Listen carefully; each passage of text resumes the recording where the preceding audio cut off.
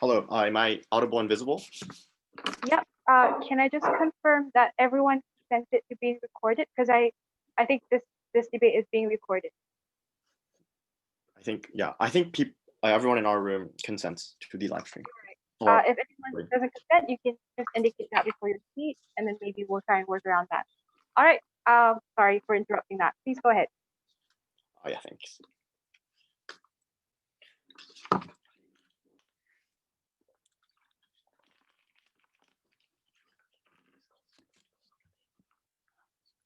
I would just like to say that POIs in the chat box, please. I'll be happy to take you.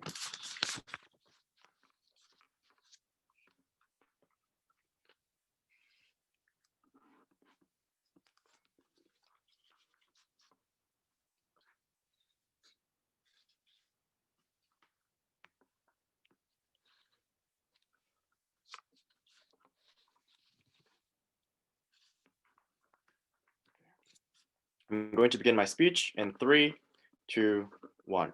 3 things coming from Prime Minister. Firstly, about why representation is likely to be done in an equitable fashion, at least to the extent to which it is going to be effective. Secondly, why the counterfactual, which is that Maduro has absolute control, is really, really, really bad.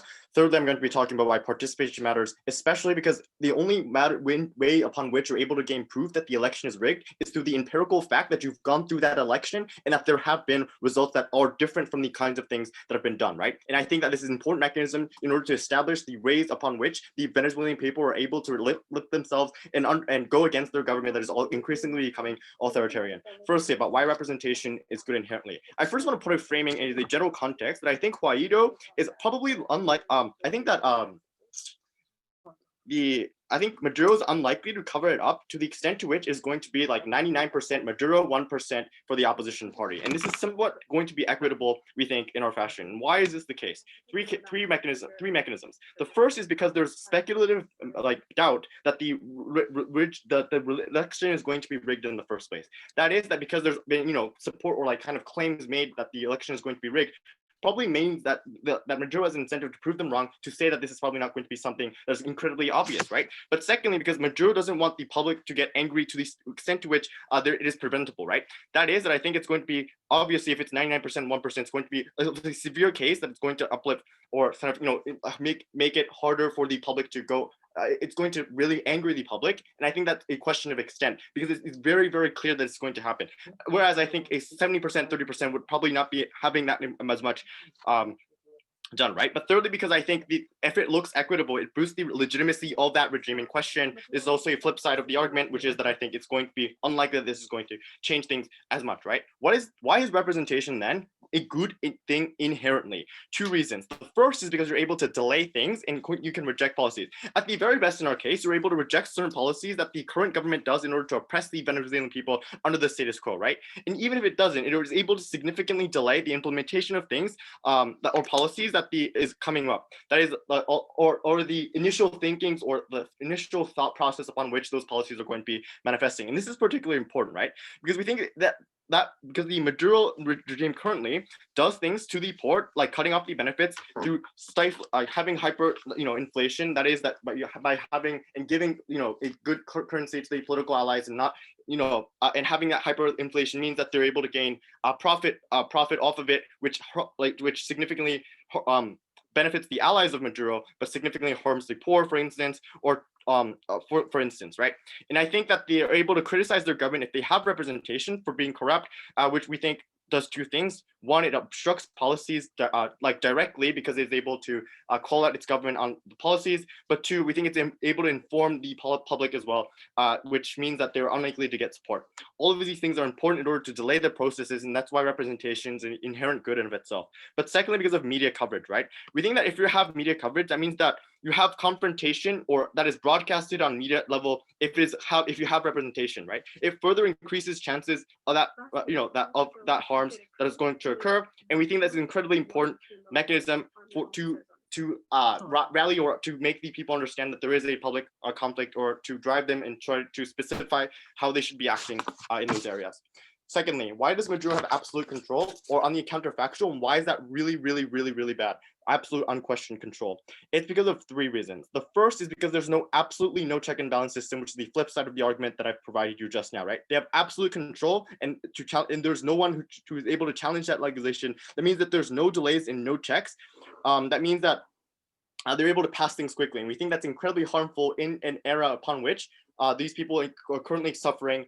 And it means that those the policies that are going to obstruct the poor people is going to be things that are going to be done very, very quickly. But secondly, because he's able to revise the constitution because of the very fact that they have lots of control. Oftentimes, in most countries, in order to change the constitution, you require a majority of the vote. But insofar as you have no absolute opposition representation, means that those things are likely to be able to happen furthermore. And this is what dictators do all the time in order to legitimize these things. And we think that that leads to the amendment of constitutions, which gives further control for Maduro to consolidate his power. Those things are incredibly harmful for things in the long term because it's also very hard to reverse, right? But thirdly, because of violent crackdowns on dissidents. And we think that this is also important in a piece of framing that it's providing, is because that Maduro is able to claim the absolute benefits of getting represented 100%, at least on a upfront, means that the party is able to then frame that they have the legitimate rights in order to, govern that country, right? That means that they're able to crack down on dissidents who is like going against the peace of that country. And we think that those things are incredibly harmful for the stability of that country in of itself, because at least it gives them a frame upon which they're able to justify it. Whereas I think on the counterfactual on our side of the house, if they have some kind of representation, then obviously those things cannot be done on such a level because those people can be associated with the opposition party at the end of the day. But before we move on to the third point about why participation matters, sure. You realistically think that in any world, policies in Venezuela pass through democratic processes in parliament and discussions? I think it's a question of the comparative, because I think that it's quite hard for if you have no leader whatsoever, if you have no person whatsoever, you're not unable to voice any of those things. And I think that it's incredibly important, and that was the nuance that I think I clearly told you in the first point. Thirdly, about this participation matters point, right?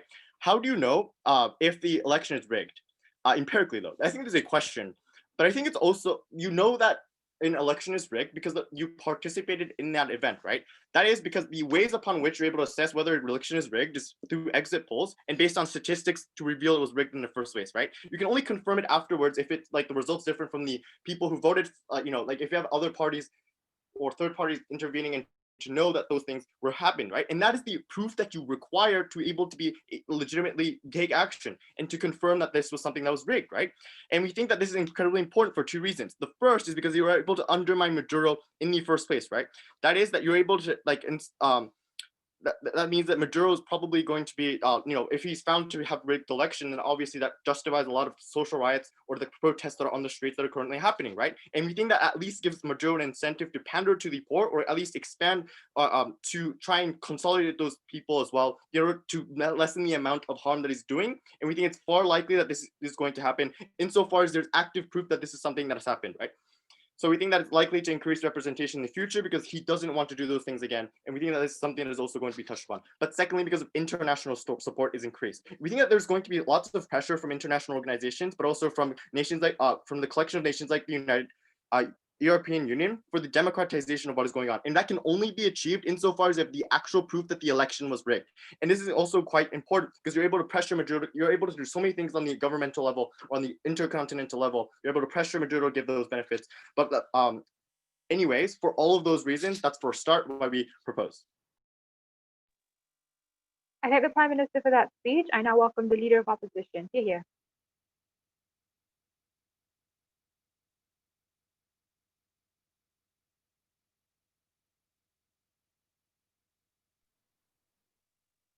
Hello, am I audible? Yep.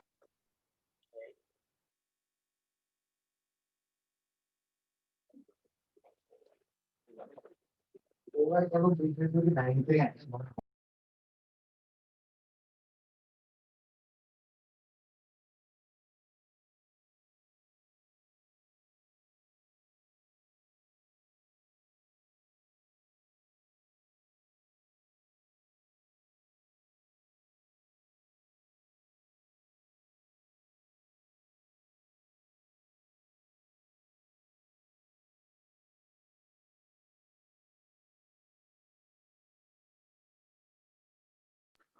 right.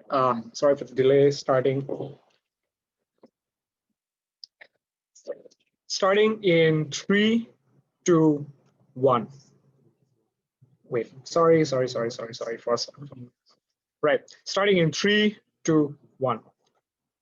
I would like to start off by making you note that look, the entire Gulf case so far doesn't prove that Guaido has any legitimate chance of winning the election. It's just that it will probably be rigged, but not to the extent that it will be obvious that they rigged the election. Given that that is a frame, I don't think there is any justification whatsoever for Guaido to still remain in the election, spend millions of dollars behind the election, behind an absolute dead-weight process overall within an already existing humanitarian crisis. We think that is an absurd strategy altogether. I'll talk about two things in my speech. First, I'll explain why there's literally no ways in which Guaido and like any other opposition to Maduro could have possibly won the election. Second, I'm going to talk about why we think this boycott will actually achieve positive change in numerous ways. But before that, few points in terms of engagements. Their idea is that Maduro will probably not rig it as much because he will probably show to the individuals that the accusations of rigging the election overall is not entirely true. First off, I think it is objectively untrue. There are structural reasons why Maduro literally needs to rig the election literally to 99% or as much as possible. Because one, given that there is a crisis going on within Venezuela, he needs the elite within his pocket. Secondly, the over-rigging of oil industries, etc., has meant that he has very little source of national income remaining, which means he needs more money from the elite who he needs to conveniently rig to keep in power. Third, every single check and balance mechanism that they're talking about literally doesn't exist anymore for all the reasons that I'll talk about further in my substantive. But second, even if we agree that Maduro wouldn't rig it substantially enough, we still think it is still a rigged election to the point that they need to show us the utility of not rigging it as much and still taking part in a rigged election for Guaido and opposition. I don't think they've done this. The second thing that they claim, and this is really funny, they say there's no way to empirically prove that the election is rigged unless you actually take part in the election. I would just like to point out to the 2018 elections in Venezuela, which also had similar accusations to the point where Trump and the US allies actively backed Guaido to the point where everyone was talking about why the election is.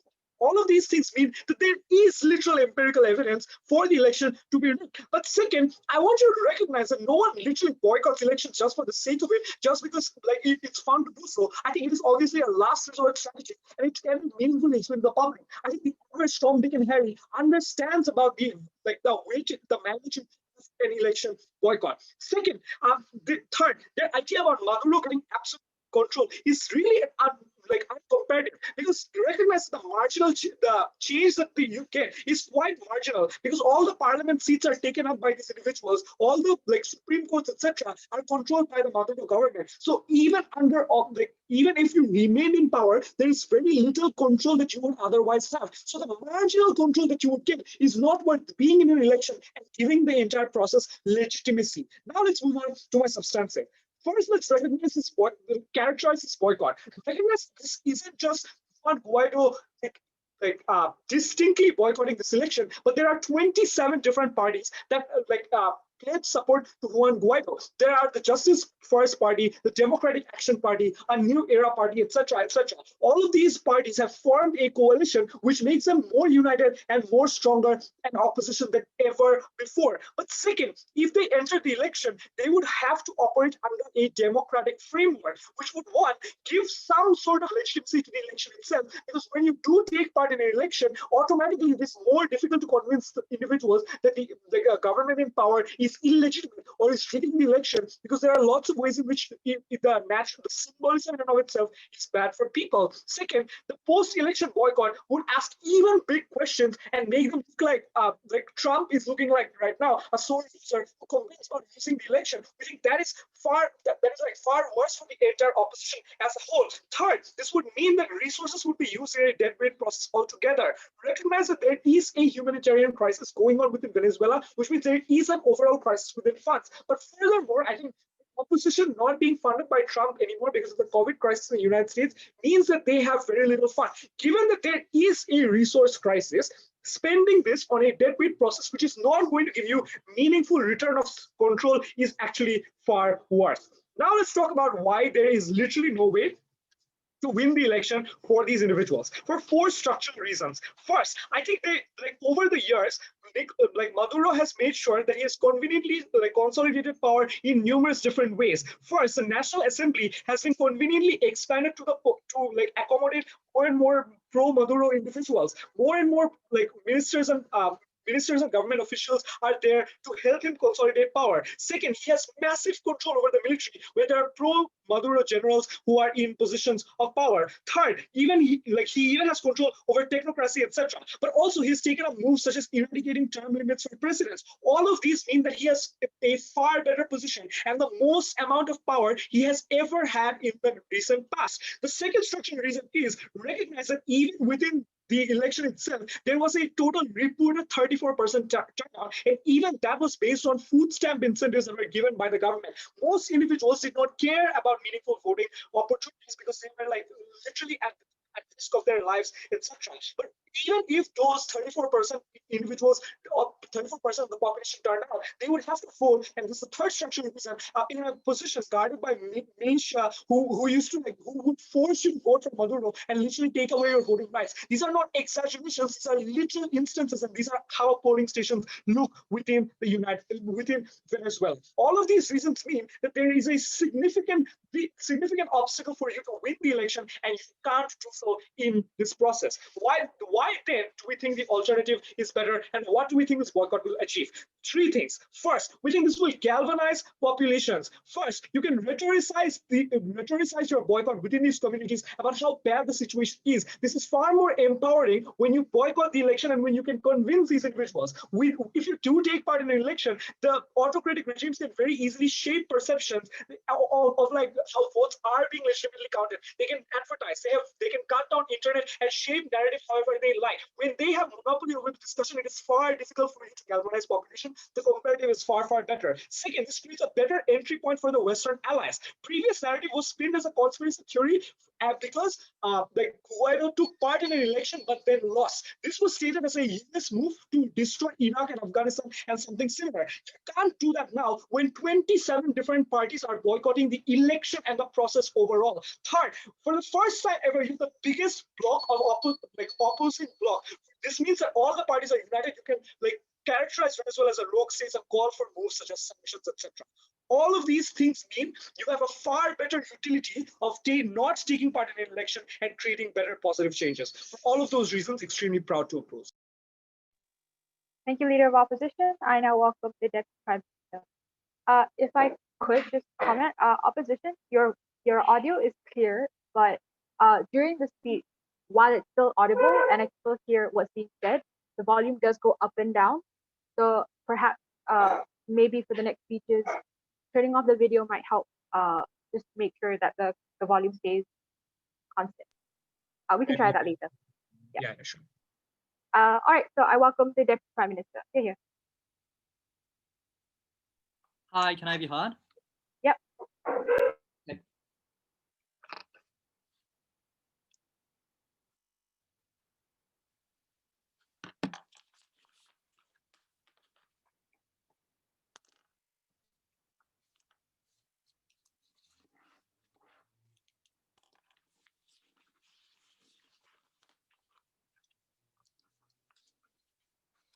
Let's be clear, our burden in this debate is not to show that Guaido will win the election. That was never our goal, and we don't think it is realistic. We agree with the opposition side of the House that this outcome is extremely unlikely.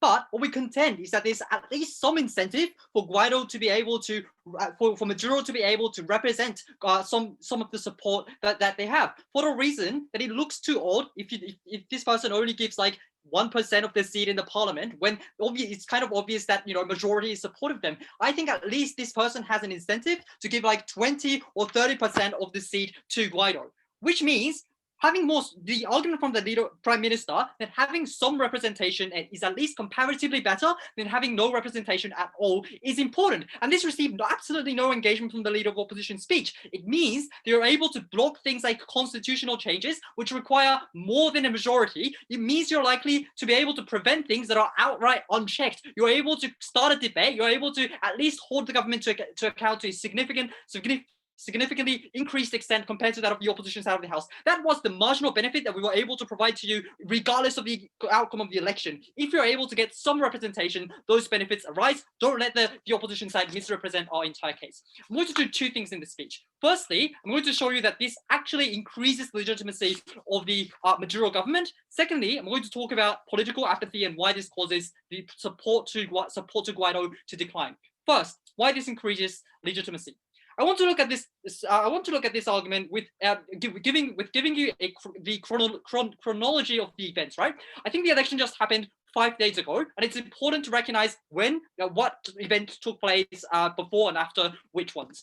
I think Guaido assumed that this election will be rigged and therefore called for boycott. At this point of time, I think it was quite clear for Maduro that there's no reason for this person to rig the election anymore to a greater extent. That is because, to the extent Guaido already announced that his supporters boycott the election, it was unlikely that this person would lose the election, even if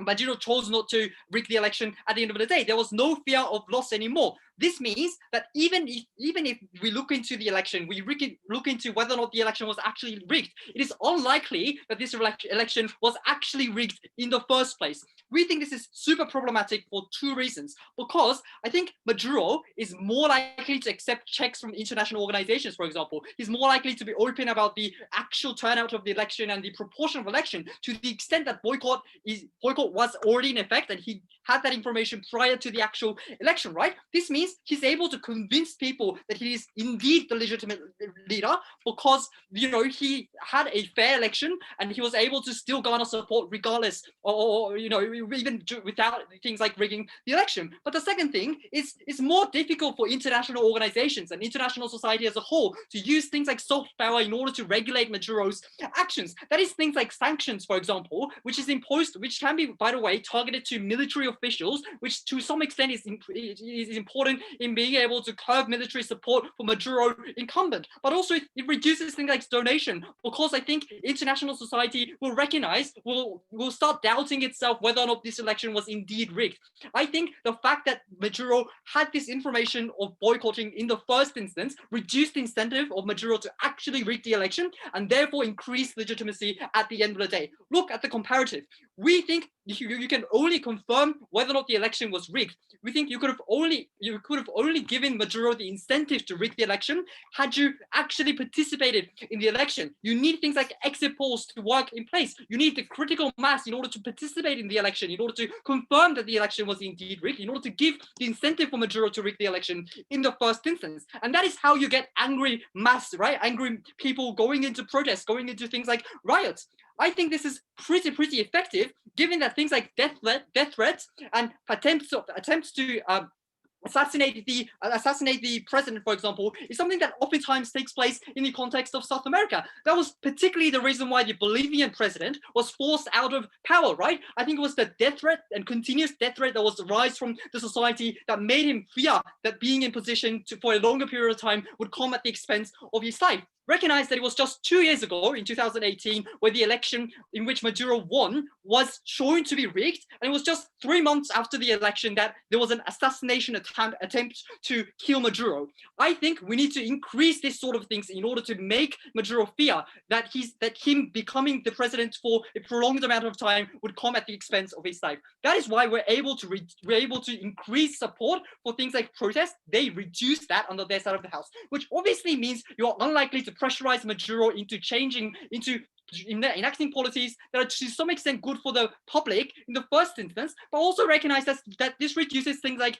resources, for example. This reduces the possibility of you being able to galvanize and mobilize support from the public. Yeah? All of the things that opposition said were the goals for the opposition, set goals for themselves, was something that we could achieve better on the other side of the house. That was why we think we've comprehensively won this debate at this point. But the second thing I want to talk about is why this causes political apathy.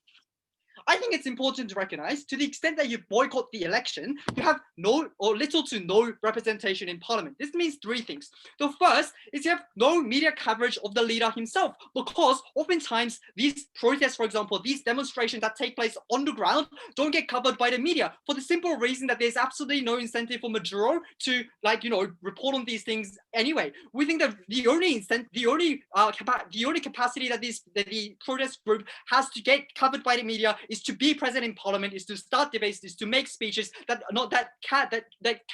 gets covered by media coverage, regardless of Maduro's incentives. But the second thing is you get no update of what actually happens in parliament. You have absolutely no information about what kind of bills was whether or not this bill was scrutinized in proper following the proper procedure. You have no update of how rigged the actual check and balance system is within the parliament. And I think this is important because it means, under their side of the house, information stops at the election, at the doubt that the election will be rigged. It doesn't reach, the further information is unreached to the public. For example, and I think this is particularly important because you need to keep on fueling anger in order to maintain support, in order to maintain the anger that people have in the status quo. This particular information of a doubt that this election is rigged gets old over time. You need to keep on updating people about how the parliament is rigged, about how the checks and balance system is literally rotten, in order to keep on maintaining the support. You lost all of those push, you lost all of the ability to galvanize support from rural areas, from suburbs, and from cities on their side of the house. That was the reason why the support from Guaido decreased on their side of the house. For all those reasons, we have comprehensively taken this debate. Thank you very much, Deputy Prime Minister. I now welcome the Deputy Leader of Opposition. Here.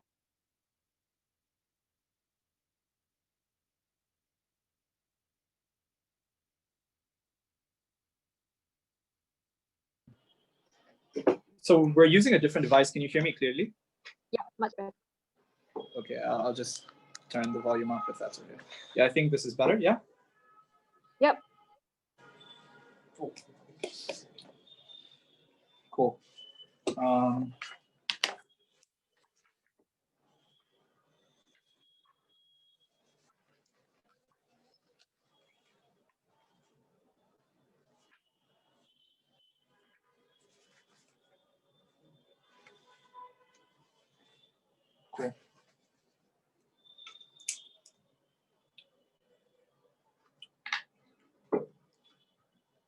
Starting in 3, 2, 1.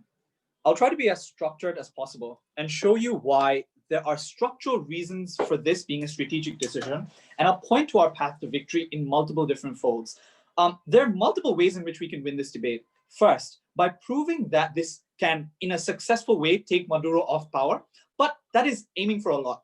There are more realistic alternatives for which we also think this will tilt on our side, as long as it is better than the alternative. What are these alternatives? Number one, we can have a re-election at some point in the future from a stronger position of power. If we can prove that, even then, it's a better case scenario than the alternative, and we win. Third, this is not an actor debate from Guaido's perspective. Even if we prove that Maduro changes for the better because of our boycott and the people of Venezuela benefit from that on the ground, we still win this debate. All of those are potential paths to victory. Let's understand structurally where this election was poised. And I think to a large extent, Gov concedes to this. This election was expected to have a 25% voter turnout. What is the structural reason behind this? There's a lot of disillusionment considering the humanitarian economic crisis, compounded by the COVID-19 crisis. That's first. Second, most of the turnout was expected to vote for Maduro in the first place, even in a legitimate election. And this is because they were incentivized by food stamps. On the contrary, there was very limited resources provided to Guaido from the Trump administration, considering his own election and his own necessity to protect himself. Third, election polls were expected to be controlled by the military, just like they were historically. And fourth, even if the election had significant sway, the Supreme Court, which Maduro controls, was likely to flip that. Why is all of this backup analysis so crucial? The reason is participating in this election, which you are bound to lose even if fair, is likely to delegitimize your role in that country. Three structural reasons why. Number one, it's harder to disseminate information about the electoral process once you're already a part of it. The moment you have to rhetoricize and say, come and vote, take democracy in your hands, take your nation back, you at least legitimize a partial part of that process as being legitimate within your own rhetoric. Number two, once this process has already happened, it's harder to go back and find information at every step. So when you have the process happening, the fact that you're boycotting it shows that the entire process is rigged. The moment you participate, it's harder to have nuanced discussions about which specific parts of the process were rigged, and that's easier to, cloud with information. Third, post-election, your role can often be used as a tool of the majority to say this was passed through the National Assembly, or this policy was legitimized because we had a debate, the very fallacy that Gov themselves believe. All of this makes you complicit in enshrining the legitimacy of whatever happens within that country. And this is not an election you're going to get any stronghold in. There are two ways in which we can benefit on a comparative. The first, if you look at the articles of The Economist, the rhetoric that Guaido has is, it is a rejection of dictatorship, where they can explicitly call on this as a dictatorial regime and nothing else. This vitriolic rhetoric was not possible in an alternative. The second thing that they can also do, and this is where Gov tries to attack and say, you can never prove it's rigged if you don't participate in the first place. There are two ways in which you can prove. Number one, there are 27 different groups and different parties with individual interests that are boycotting. So it's very likely international actors will believe you because it's not one Guaido, but 27 different groups doing it together. Number two, there is no evidence to suggest that people are willingly voting for Maduro. Guys, this isn't Singapore. It's not an autocrat that is ensuring economic well-being. It's a humanitarian crisis that's happening within the country. All evidence points to people being dissatisfied. It's more likely that they'll believe that this election is rigged. The thing they then say is, what if it's not rigged as much? Maybe it won't be 99% to 1%. Number one, it is likely to be that much for all the reasons I've already said. The second reason why it's likely to be that much is because Maduro has systematically screwed over the oil resources of his country in order to hold on to power. He's over-extracted oil. So in order to do that, he has to satisfy a lot more elites by giving them power. And evidence of this, if you don't believe the analysis, is the fact that the number of seats available for election were expanded beyond using the Supreme Court for this election specifically. This is because the original number of seats couldn't cater to the number of elites he had to satisfy. So he did want to literally take up as much control for his elites as much as possible. Number two, let's flip this analysis. Let's say that this is not something he wanted to do. Even then, we think it's a good thing if it happens post-boycott. The reason is because we can now make it seem like a complete dictatorial regime where 99% of the power is concentrated in your own hands and portray this nation as a rogue state. Why is this unlikely to happen in a democratic process? Because that's the other thing that Gov says. We'll have debates and some level of mitigation. This mitigation will never happen for three more structural reasons. Number one, the parliament is often controlled by the military. Evidence of this is in January, Guaido was literally escorted out of his seat by military officials when the re-election vote was happening. Number two, the supermajority that Maduro always has always outshines any voice you have within that parliament, so it's meaningless. Number three, there's massive amounts of information control that Maduro has of what happens within the parliament, where it becomes a he said, she said matter post in discussion after the parliamentary discussion when it goes to the public. All of this means it's less likely to be meaningful for you. What then are the alternatives? Number one, you can have people galvanize. This is an alternative they need to respond to. It's easier to make people feel disillusioned when you have a hegemony of information and control. The moment, POI, sure. POI, quick. Still, at least we're able to show that there's at least a comparative advantage compared to nothing on your side of the house. No, there's not. You just make it worse. I've just given you lots of reasons why that is true. But secondly, you galvanize populations. This is because once they already vote, it's easy to make them feel like a part of the losing side by being outnumbered. That's the hegemony of information that autocratic regimes often exercise. And that's why we can flip that when we say don't be part of the process at all and galvanize their political apathy, assuming people have limited political will. Use it for something that they can see visibly rather than feel disillusioned through. Secondly, you can have the Biden regime start entering this to get lobbying like an actor that wants to actively play a role in this region rather than Donald Trump. What he's likely to do is pressurize Russia into coming to a negotiating table. Why is Russia likely to cave? First, because Russia is going through an oil crisis, making them particularly weak. Second, it's harder to support an outright dictator in international politics. The worst case scenario of this is a collaborative re-election, which is likely to be reached.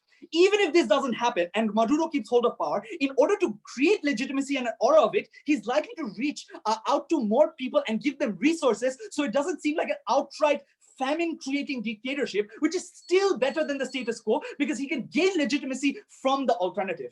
At least he provides resources, and at least we can pressurize from the United States. At least we can have something from a position of power.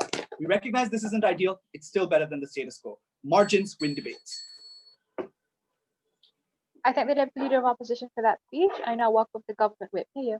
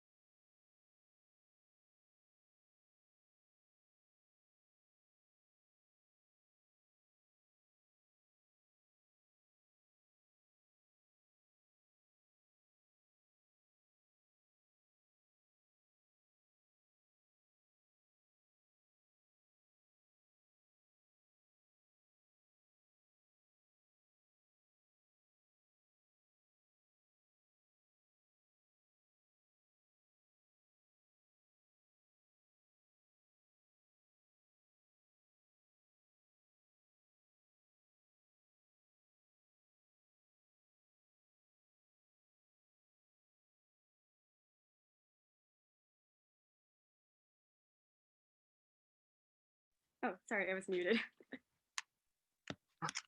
Sorry. Okay.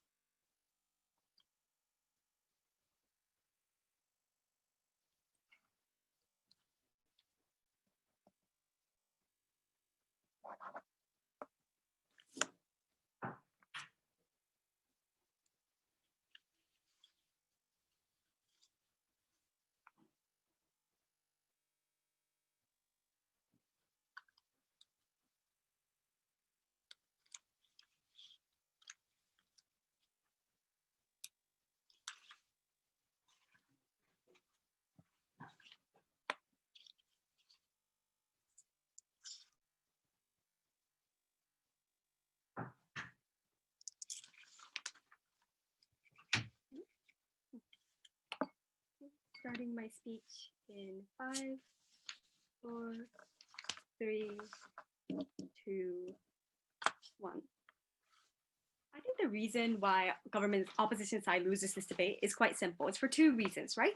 Firstly, they never engaged with Tota's point about legitimacy. The fact that it exists, that like Maduro's lack of legitimacy is something that exists on both sides. As opposition side characterized themselves, he has already done things like pack Supreme Courts. He is already widely disliked by the public because of things like food shortages. So even considering that there's some small delta of change they can achieve by increasing Maduro's legitimacy, I don't understand why that actually connects to change, right? But secondly, moreover, notice that their entire argument stops at, we don't stop Maduro from getting legitimacy. They do not prove why that leads to actual change, why that actually leads to Maduro being thrown out of power. They literally have no mechanism there, and they cannot get away with that. So two clashes in this debate. Firstly, will representation happen? And if these people are represented, what kind of change can they create? And secondly, regarding legitimacy, considering that it's an important part of this debate, why it's actually better, it's achieved better in our side of the house, right? Before that, just two quick pieces of engagement. So firstly, they had this random point about the US and Biden being interested in intervening in Venezuela and offering help.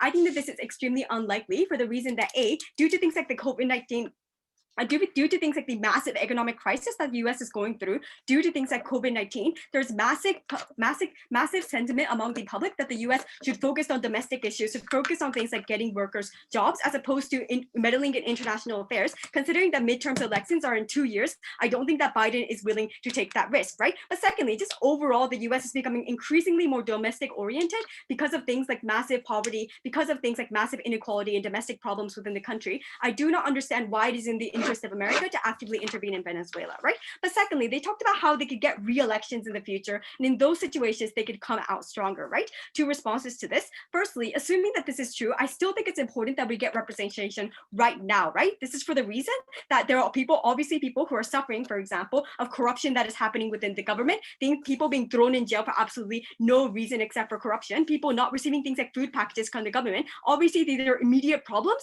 that we cannot wait until future elections, right? But secondly, moreover, we told you why we were likely to get more representation in future governments, right? If the opposition side says this election is rigged, there's going to be massive anger and protests out on the streets because people know for a fact that the election was rigged, and therefore in the future, Maduro is likely to give more representation in future elections because he doesn't want the same thing to happen again, literally not engaging with any of the cases that we brought you, right? So firstly, let's talk about representation. I would say that this is the most important clash because assuming that Maduro loses legitimacy, it is unclear whether that will actually lead to Maduro being thrown out of power because he has control over things like the military, because he has support from places like China or Russia, right? So I think that this is the more important clash in this debate. So we think that firstly, Maduro does have an incentive to not completely rig the election, or at least give some seats to opposition parties, right? We told you that this was because he obviously has an incentive to appease the public to a certain extent.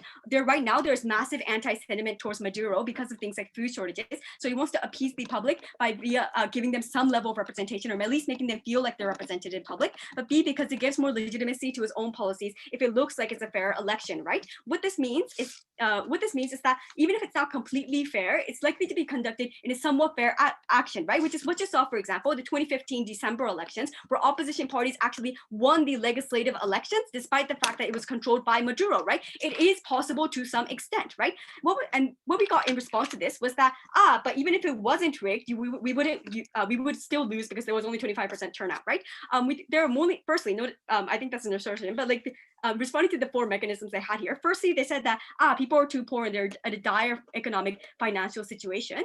If they're in a dire economic financial situation, I think that is actually makes it more likely for them to turn out, because they know that the root of their poverty lies in the fact that, for example, Maduro is providing food shortages because of massive corruption and hyperinflation that's happening. So I think that's actually likely to increase turnout. Secondly, they say that Maduro gives bribes. Obviously, that we could do that. We could provide things like welfare using this election money as well. Thirdly, they said that but the military controls the elections, right? I'm not firstly, like, as long as Maduro has an incentive to give some representation, the military is not going to completely screw over the election as well. But secondly, if they're talking about military like literally killing people who turn up for elections, obviously that damages the legitimacy of the election, which Maduro does not want, so they obviously won't do that. Lastly, they said that the Supreme Court will overthrow. I don't think that they can overthrow literally like election results, because that will lead to massive protests, that will lead to things like increased assassination attempts at Maduro. So they obviously don't have an incentive to do that, right? So what this means is that, yes, we're not going to have as many seats as Maduro, but we will have some level of seats, right? And we told you that they were unlikely to be able to make some form of meaningful change via doing things like delaying policies to cut welfare for the poor, via doing things like actual change. Notice that opposition side has never proved why they actually get better results on their side of the house. So as long as we're able to prove that opposition parties have some level of power and are able to stop things like constitutions from being reformed in a corrupt way, we still win on the point of comparative, right? But secondly, let's talk about legitimacy and change, right? So we think that this is unlikely to happen. Just in general, it's a less important clash for three reasons. Firstly, Maduro has no legitimacy anyway, as I said earlier. Secondly, it's often not legitimacy that's the issue, as in things like hyperinflation, food shortages. These are the things that are making people angry, not the means through which Maduro was elected. But lastly, it's just unclear. Like, Maduro has the entire military on his side because of things like massive power that he has, with connections he has with the military, because he bribes them. Also because of things like China and Russia support. And if their analysis is that people are too poor to turn up for elections, then I think they're too poor to turn up for protests as well. So I'm not quite sure how that. I think that at best legitimacy is like a slightly less important point than the ones we brought out, right? So what did opposition say to this? They said that at the point where Maduro has 99% of control over the legislation, he's going to be seen as a dictator, and therefore there's going to be massive public anti-sentiment, right? But what you have to look at is how he was elected, right? Which means that Maduro is going to have full legitimacy on their side of the house. He's not going to be seen as a dictator, because the means through which he achieved that massive power were things like for two reasons, right? Firstly, because he has control of the media and he can easily blame things like the opposition to say that it was their fault for opting out of the election. He did nothing. He was completely fair. It's all the opposition's fault. But secondly, as Tota told you, right? Because Guaido announced in advance that he would be boycotting the election, Maduro is likely to accept things like check and balances from the international society, accept things like massive transparency so that he can give international recognition that it was a fair and free election, and yet he won 100% of the votes. And if anything else happens, it's the opposition's fault, right? You massively increase the legitimacy that you have. You massively decrease international criticism or international sanctions on these people. And for those reasons, we thought we comprehensively took this debate. I thank the government whip for that speech. I now welcome the opposition whip. Here.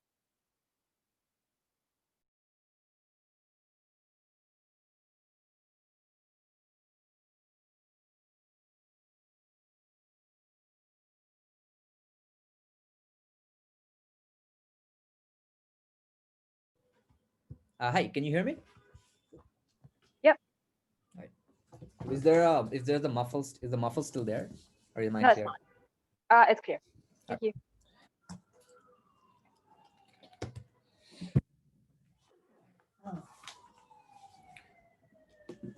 Just give me a timer.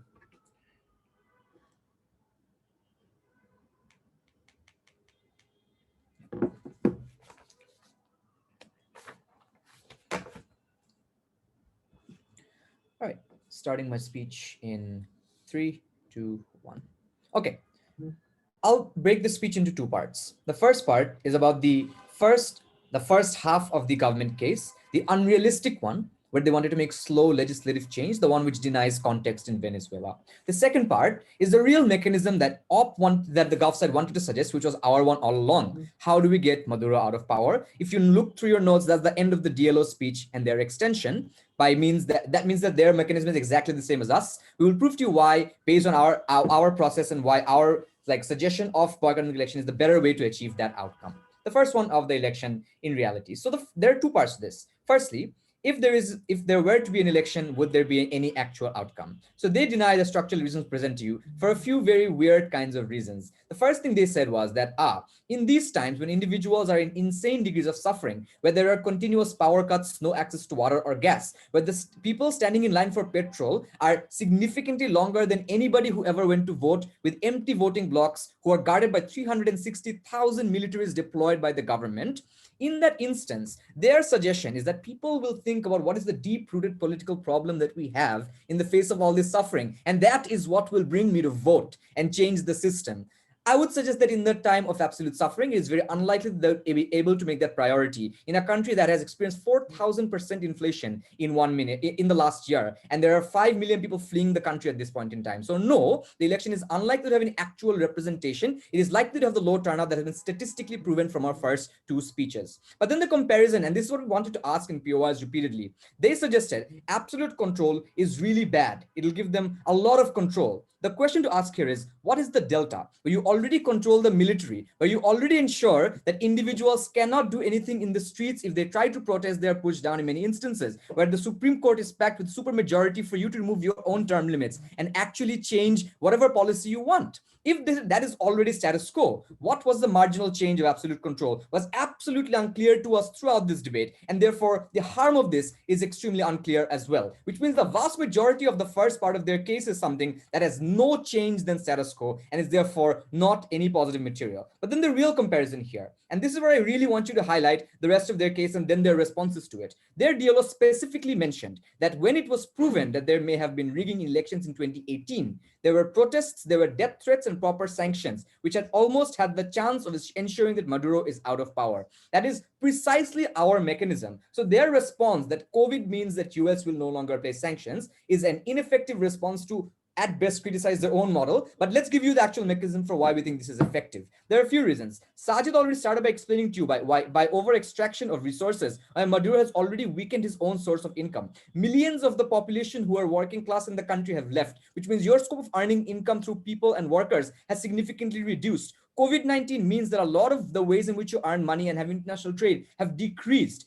all of this over a long drawn out period of conflict that Maduro had to engage in means that he is in a unique position of weakness. His only scope of support would have been in allies. Russia currently cannot give the same degree of support because first they are having because of the oil crisis, but secondly because there's internal protest in Russia at this point in time over the last couple of years, weakening them to extend support, particularly to a rogue or dictatorial nation. The same applies to China. When they noticed the over extraction and exploit by Maduro, they had decided to not forgive the loans they had given to them for their extraction plans. Panel, then what is the debate about? It is about which side has the ability to bring in this kind of a change through sanctions and through protests. And the question to answer here is there a functional role of sanctions and other things? The only response they have is COVID will not allow US to do this. The US State Department has already acknowledged their intention to provide sanctions. Pompeo has already condemned the election that had happened. EU has already rejected the election that had happened based on the turnout figures and based on the failure to meet international standards, which means that the sanctions we suggest are very realistic. Now the only last question remaining. Can we prove that this was bad, and can we galvanize some kind of a protest in the absence of the proof that the election result had scope for rigging? And I want you to look through your notes. The only thing that the Gov side has here to say is that unless there is an election, there is no proof that there was any degree of fraudulent activity. There are significantly large number of reasons we have for why this is not true. First, 27 parties boycotting gives a significant message that there is no scope for a fair election. This had happened 2 years ago. People remember what happened 2 years ago when they had gone out to vote and what they had to experience. Thirdly, when you look across media, the voting stations are empty. Anyone turning on the TV can recognize that this is not a real election. But most crucially, Guaido has been very vocal in establishing, with his 50+ democratic nations backing his opinion, that this is the rejection of a dictatorship. The position where you decide to participate in that election no longer warrants that country as a dictatorship. Therefore, your strongest tool at your disposal to prove to people that there is no future of democracy in this country is taken away. I would suggest then, this is the only position where individuals will be able to be galvanized against this. The only claim they then have is that there is no access to media. I would suggest that this is possible in many instances where in Myanmar, for instance, you did not even have people who and reporters moving in, but still some degree of international media was there because it's a humanitarian crisis, because people have declared this to be authoritarian. Only in those circumstances then, and that is the only assertive response they had. Therefore, if there is some presence of this kind of messaging, it allows for us to argue that there is a significant degree of protest that is probable under our side. And therefore, if the question was, do you need an election to prove rigging and therefore have all of this mechanism for change? The answer is no. The answer is do the converse. And this is where the debate gets significantly clearer. Because if you have the election, what are the things you immediately lose out on? Few things here. First of all, you legitimize the election, but you also lose, which means there is actually no positive outcome from this. Secondly, in the process of election, you divert resources from campaigning against the Maduro regime, which is oppressive, to one where you spend your resources for policy issues and issues which give you the win. And the parties individually will no longer be able to rally against a dictator. They will rally to win seats at that point in time, which means when you look at the the centralized media of the country, what happens there is the discussions are on policy issues. The discussions are on the fact that a lot of Guaido supporters are imprisoned because of wrongfully accused things, which are then conveniently hidden. Therefore, there is slander, there is mudslinging, and a quash of the forces of democracy currently on the ground. All of this then means that the only access to information people have is that they voted, and after the vote, they got a fair election in which they ended up not having a win. This legitimizes the power of Maduro, which means in the long term, you have no tools left to actually bring him down. His reign will continue. People will be left without democracy, without any marginal change. Very glad to oppose.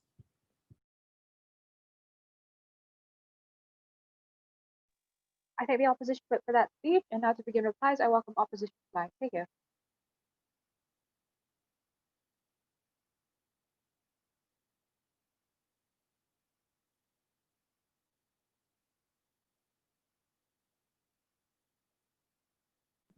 Hi, can you hear me? Yep. Cool. Sorry, just a sec. Sorting my notes.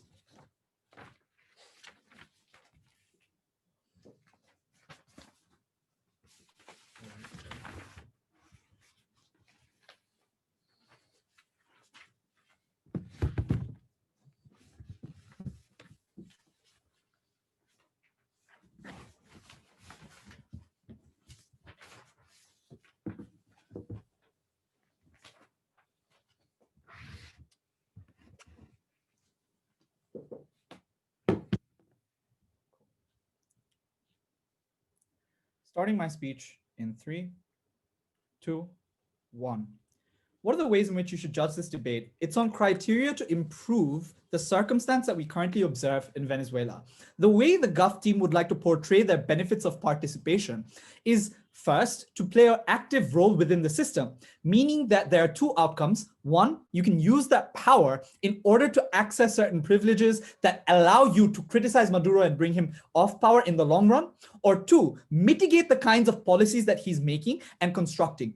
All of that is premised on first getting meaningful electoral seats in the first place, which is a premise that they absolutely did not prove and therefore do not have a standing in this debate. The only assertion that they pointed out was the assertion of whether or not the extent of rigging will exist or how much of the rigging will exist. We argued that the rigging will exist to an extreme extent, maybe not 99-1, but to a large extent enough to make the role of the opposition meaningless. And we analyzed why this is true. This is because there is an increasing incentive for Maduro to cater to his allies that are requiring more resources post facto the screw-ups that Maduro has done in the past. We gave you and cited evidence of how the number of seats has also been expanded in order to cater to these people. There was no counter response. We then gave you structured analysis of how even if this election was fair, it is unlikely to be one where most voters voted for Guaido, both because of the structured nature of the process itself, second, because of the turnout and who is turning out, and third, because of the post facto response and how it's harder to point to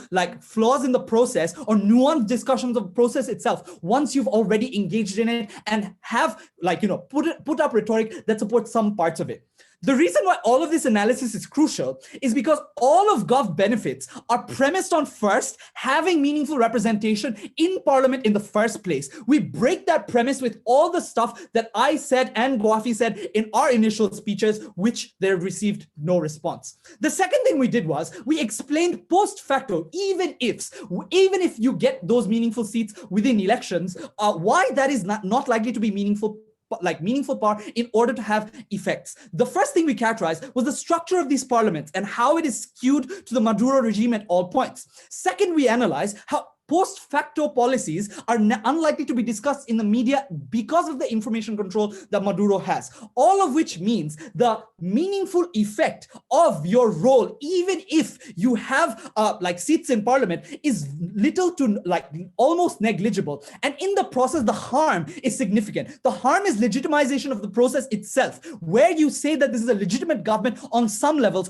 or on some counts. And the harms of that legitimization are things that I've mentioned and Wafi mentioned, no responses. What we then cleaned up at the latter parts of the debate were the different alternative paths to victory, even if you don't believe any of this, even if you don't believe that this is true. The way in which we characterize the alternatives are three or fourfold. First, we characterize protest movements and where they're more likely to galvanize. We talked about how it's easier to make people feel disillusioned at a point in time where they've meaningfully voted, but been told that they're part of the losing side. And that's much more easy to believe than to believe that the entire system itself is wrong at a point in time where the opt-out has happened. Second, we characterize alternative paths to victory using alternative actors, how the West in and of themselves are likely to be in a stronger position to support Guaido right now. The only analysis as response from GovWhip was the fact that Biden is less likely to support considering the incentives of the US, but this also is contradictory to DPM analysis where they use the incentives of the US to pressurize Guaido once in power. So you can't buy both of those things at the same time. I presume the constructive speech is what you have to buy. That benefits our role and how we use that for collaborative negotiations with other actors like Russia to have a re-election with a stronger position of power. Worst case scenario, Maduro tries to gain legitimacy and remove this narrative of being called a dictator and being a rogue. That still benefits the people on the ground instead of his party members. All of this shows that most of what Gov says is not backed by analysis. We've broken its premise, we've broken its outcomes, and we've given you multiple paths to victory which remain unengaged. Very glad to win this debate. I thank the opposition reply, and now to end this round, I welcome the government reply. Here.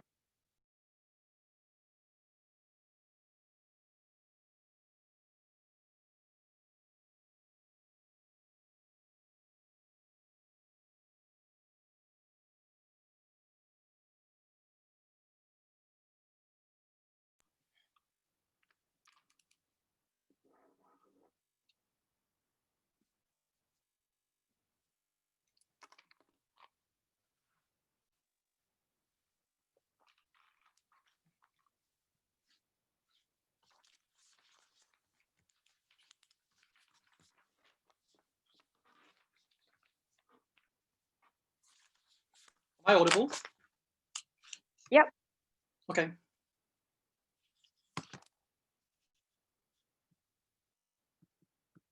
I'm going to be honest. I think this opposition side wasted a lot of time on explaining things that were irrelevant in this debate. Because the fact that Guaido wouldn't have won the election anyway is not a contention to begin with. Our claim is that if we had participated, we would have gotten some amount of representation, about 20 to 30% if, and in the best case, and that's at least better than nothing at all on the side of opposition. Sajid's response to this is the state is controlled by the military and the information control exists. I'm actually unsure why this reduces things like checks. Like, I don't think the link of the reasons that they gave as response to why that effectively response to Ryosuke's benefit was really proven. So I think this sounds cool, but I don't think it was a meaningful engagement. To that extent, I think all of the benefits that we told you, although it might be mitigated, it still continues to exist. And that's something that you have to weigh up against the fluffy concept of legitimization that the opposition side stood for. They never explain why increasing legitimacy is actually super problematic. Compare that to the types of oppression that we are able to do away with. Compare that to greater incentive of Maduro to actually care about the people on the ground. I think on that comparison, we take this debate. But I'm going to be super generous to the opposition and assume, but not concede, that it's unlikely that we would have won even 20% of the parliament. I'm going to ask two questions based on this assumption. The first question is legitimacy. How do we change legitimacy? I think I want to start from a fair standpoint under this clash, because I think the fair claim to make is that Maduro is already recognized as rogue. He's already recognized as a part of dictatorship.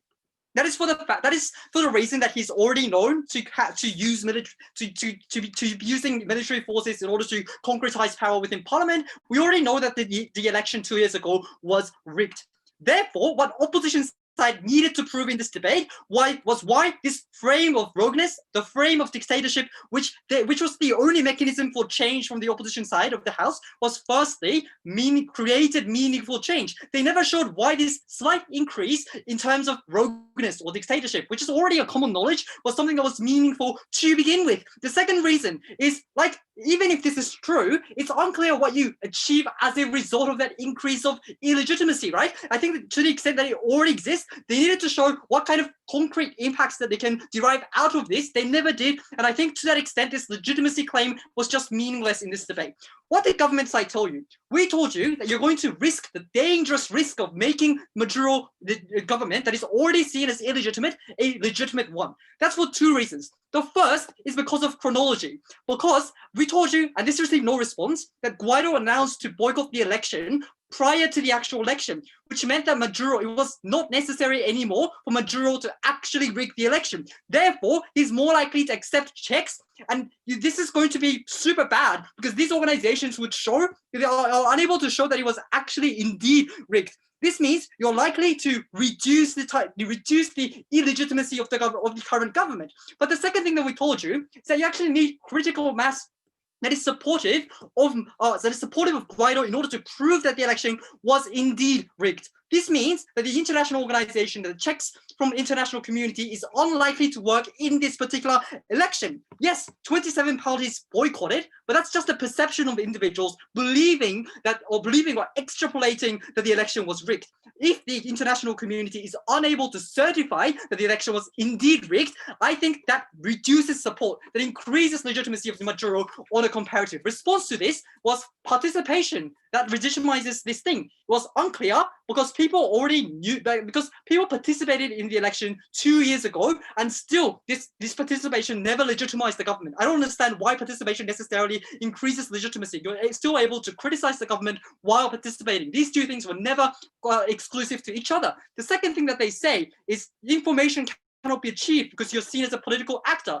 Again, is this shared knowledge that that Maduro is a dictator? It's unclear why you're seen as a political actor all of a sudden. The final thing that they say is just easier to believe that the system is rigged.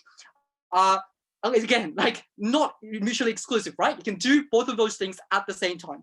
Therefore, I don't think it's worth the risk of losing the grounds for rogueness of this government if you in exchange for slight increase in legitimacy. That's why we think we have comprehensively taken this debate.